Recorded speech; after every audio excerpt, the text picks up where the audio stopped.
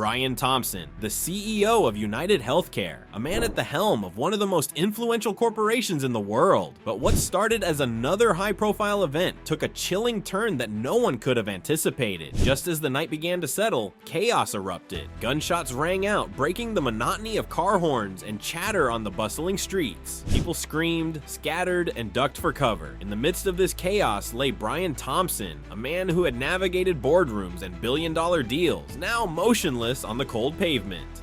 Paramedics rushed to the scene, but it was too late. The man who had built his career shaping the future of healthcare was gone. The news spread like wildfire. Brian Thompson, dead at 53, shot outside one of New York's most prestigious hotels. Who would target a man like Thompson, and why? The questions hung in the air, but answers wouldn't come easily. The scene was secure, yet the mystery had just begun. As investigators pieced together the fragments of this horrific event, a web of intrigue and deception began to unfold. But what kind of man could commit such an act, and what drove him to cross such a line? Stay tuned, because the answers will shock you. The investigation took a swift and unexpected turn when police identified a suspect, 26-year-old Luigi Mangione. On the surface, Mangione's profile seemed almost baffling. A former Ivy League student from Towson, Maryland, he had once been celebrated for his academic achievements and potential. So how had this promising young man become a fugitive, accused of murdering one of corporate America's most prominent figures? Details about Mangione's life began to emerge, painting a picture of a man whose path had sharply deviated from the one expected of him. Once a high achiever, he had fallen off the radar in recent years. Friends and acquaintances described him as withdrawn, harboring frustrations that often centered around societal systems, healthcare being one of his frequent targets. The pieces of the puzzle started coming together when authorities apprehended Mangione at a McDonald's in Altoona, Pennsylvania. Just days after the murder, he was found carrying a ghost gun with a suppressor, multiple fraudulent IDs, and a handwritten manifesto that would later become a key piece of evidence. The manifesto revealed his disdain for the health insurance industry, criticizing its structure and accusing it of exploiting the vulnerable. As the news of Mangione's arrest broke, shockwaves rippled through the nation. How could a man with his background resort to such violence? What drove him to target Brian Thompson specifically? The sharp contrast between Mangione's former life and his actions created a chilling narrative, a bright mind seemingly consumed by anger and disillusionment. But what exactly did the manifesto say, and how did it connect to the events that unfolded that night? The answer lies in its pages, offering a glimpse into the mind of a killer. Let's delve into its contents next. Brian Thompson was no ordinary corporate executive. He was a name synonymous with power, influence, and ambition. As the CEO of UnitedHealthcare, Thompson stood at the pinnacle of the healthcare industry, steering one of the largest companies in the world through a maze of challenges, from policy reforms to public scrutiny. Under his leadership, UnitedHealthcare became a dominant force, shaping the very landscape of how Americans access and pay for medical care. To some, he was a visionary, a man who navigated the complexities of healthcare with precision, making tough decisions in an unforgiving industry. But to others, he was a symbol of the issues plaguing the system: rising premiums, inaccessible care, and the faceless bureaucracy that seemed to put profits over patients. These criticisms didn't faze Thompson publicly. He carried himself with an air of confidence, often seen at investor conferences or on television interviews defending the industry he represented. Thompson's personal life was far less public. A family man, he rarely shared details about his private world, choosing instead to focus the spotlight on his work. Friends described him as disciplined and fiercely intelligent, a man who demanded excellence in every aspect of his life. But was his role as a healthcare leader what made him a target? Or was there something beneath the surface, something hidden, that led to his untimely death? The man who seemed untouchable had been brutally taken down, and the world wanted answers. What enemies had he made during his meteoric rise? And who had the motive and the courage to strike at the very heart of corporate power? The clues lie in the moments leading up to the crime. Let's uncover them next. The New York Hilton Midtown was a hub of activity on December 4th, 2024. The annual investor conference had drawn high-profile attendees from across the country, executives, analysts, and decision-makers whose influence shaped industries. Brian Thompson, ever the commanding presence, was there to represent UnitedHealthcare, mingling with peers and addressing stakeholders. The night seemed ordinary, even predictable. Attendees exchanged pleasantries, clinked glasses, and and discussed projections for the coming year. Outside, the usual New York chaos unfolded, taxis honking, pedestrians weaving through crowds, and holiday lights casting a festive glow over the city. But as the evening drew on, the ordinary turned sinister. At approximately 8:30 p.m., Thompson stepped outside, perhaps for a brief respite or to take a call. What happened next unfolded in seconds, but would leave an impact that would last far longer. A man approached, seemingly unnoticed in the bustling cityscape. Without warning, shots rang out. Witnesses described the sound as unmistakable, sharp and piercing, cutting through the city's usual hum. Thompson fell to the ground, lifeless, as panic erupted around him. People scrambled for cover, some shouting for help, others frozen in shock. Police arrived quickly, securing the scene and cordoning off the area. Surveillance cameras captured blurry footage of the assailant fleeing into the night. The question on everyone's mind was clear: who had the audacity and motive to murder one of the most powerful men in corporate America? Investigators began piecing together the timeline, but the answer to their questions lay in the hands of an unlikely suspect. As the focus shifted from the victim to the perpetrator, a name would soon emerge, a name that would shock even the most seasoned detectives. Who was behind the trigger? The answer lies ahead. When authorities combed through Luigi Mangione's belongings after his arrest, they uncovered a handwritten manifesto, a document that would shed light on his motives and unravel the chilling story behind Brian Thompson's murder. Its pages were filled with scrawled thoughts, criticisms, and accusations, painting a vivid picture of a man consumed by resentment and ideological fervor. At the heart of the manifesto was Mangione's disdain for the healthcare industry. He accused it of prioritizing profits over people, exploiting the vulnerable, and perpetuating a system that he viewed as inherently corrupt. His words were pointed, his anger palpable, and his frustration deeply personal. He didn't see Brian Thompson as just a CEO, he saw him as the embodiment of everything wrong with the system Mangione had come to despise. But it wasn't just a critique of the healthcare system, it was a personal declaration of war. Mangione outlined his grievances, tying them to his own struggles and perceived failures. He saw himself as a victim of societal structures, blaming his downward spiral on a system that, in his eyes, had failed him. The manifesto was laced with references to inequality, systemic greed, and a desperate need for retribution. What made the document even more unsettling were its closing lines, which hinted at a premeditated plan. It wasn't an impulsive act, but a calculated move, one he believed was justified. To Mangione, this was more than a crime, it was a statement. The manifesto left investigators and the public grappling with the deeper question: how does a promising life spiral into such darkness? And was this a reflection of one man's turmoil, or did it hint at a larger societal issue?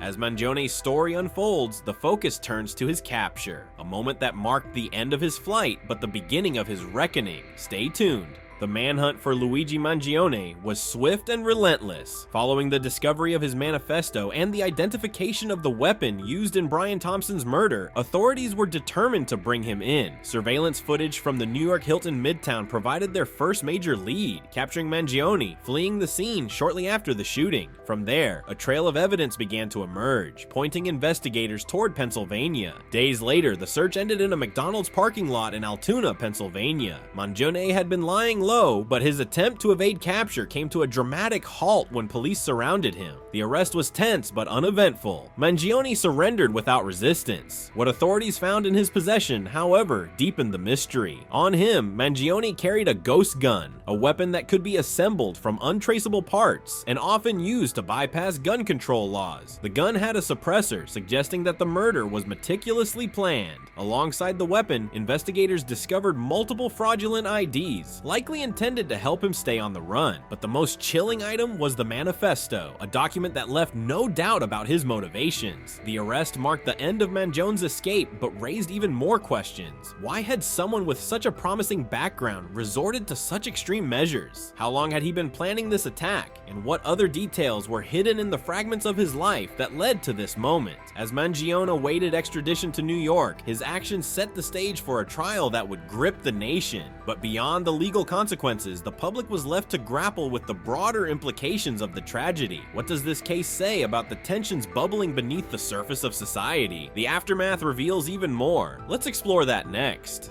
The murder of Brian Thompson sent shockwaves through corporate America, sparking debates that extended far beyond the walls of UnitedHealthcare. As the details of Luigi Mangione's manifesto emerged, so did larger questions about the state of society, the pressures of modern systems, and the anger simmering beneath the surface for many. For UnitedHealthcare, the tragedy was both a personal loss and a public relations crisis. Thompson had been a polarizing figure, admired by colleagues, but criticized by many who saw his company as emblematic of the issues within the healthcare system. In the wake of his death, the company released a statement mourning their leader, but the narrative quickly shifted to whether the healthcare industry had indirectly contributed to Mangione's rage. The public's reaction was divided. Some saw Mangione as a symptom of a broken system, a man driven to the edge by societal failures and personal disillusionment. Others viewed him as a cold-blooded killer, using ideology as a pretext for his violent actions. Social media became a battleground for these debates, with hashtags like #healthcare reform and #justice for Thompson trending nationwide. Beyond the healthcare conversation, Mangione's use of a ghost gun reignited the debate over gun control. How could someone acquire an untraceable weapon so easily, and what does this mean for public safety? Legislators began calling for stricter regulations, using the case as an example of the dangers posed by these weapons. The tragedy also cast a spotlight on mental health and radicalization. Mangione's manifesto reflected not just anger, but a deep sense of personal failure and resentment. It left people questioning how society could better address the grievances of those who feel left behind before they spiral into violence. As these broader themes took center stage, one question loomed: what would justice look like for Brian Thompson? The trial of Luigi Mangione would provide answers, but it would also force the nation to confront uncomfortable truths. Let's turn to the next chapter: what comes next for the accused and for society at large. With Luigi Mangione in custody and the investigation complete, the focus now shifts to the courtroom. Mangione faces multiple charges, including first-degree murder and several firearm-related offenses. Prosecutors are building a case around the manifesto, the untraceable ghost gun, and the premeditated nature of the crime. For them, it's an open and shut case of calculated violence. But Mangione's defense may prove to be more complex. Legal experts speculate that his lawyers might attempt to frame his actions through the lens of mental instability or societal disenfranchisement, arguing that his manifesto reflects a man overwhelmed by despair and a broken system. Whether this argument will resonate with a jury remains to be seen. For UnitedHealthcare, the path forward is fraught with challenges. While they mourn the loss of their CEO, the tragedy has also brought renewed scrutiny to the healthcare industry. Critics are calling for systemic reforms, citing the very frustrations Mangione highlighted in his manifesto. Though his actions were condemned, the issues he raised have struck a chord with many, ensuring that this case will leave a lasting mark on the public discourse. The trial is expected to draw intense media coverage, not just because of its high-profile nature, but also because of the questions it raises about corporate responsibility, gun control, and mental health. As the nation watches the proceedings, the broader implications of this tragedy will undoubtedly continue to unfold. This story isn't just about a murder, it's a mirror reflecting the fractures in our society. It's a tale of ambition, anger, and the devastating consequences when the two collide. Brian Thompson's death reminds us of the fragility of even the most powerful lives, while Luigi Mangione's actions force us to confront the dangers of unchecked frustration and isolation. So what do you think? Is this case a symptom of larger societal failures, or does it come down to the choices of one man? Let us know your thoughts in the comments below. Don't forget to like, share, and subscribe for more deep dives into the stories that shape our world. Until next time, stay curious and stay informed.